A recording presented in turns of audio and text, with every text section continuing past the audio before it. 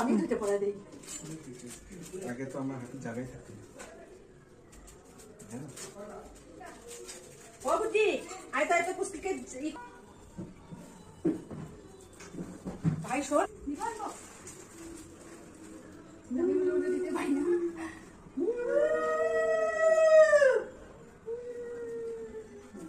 উপরে বসে খাই।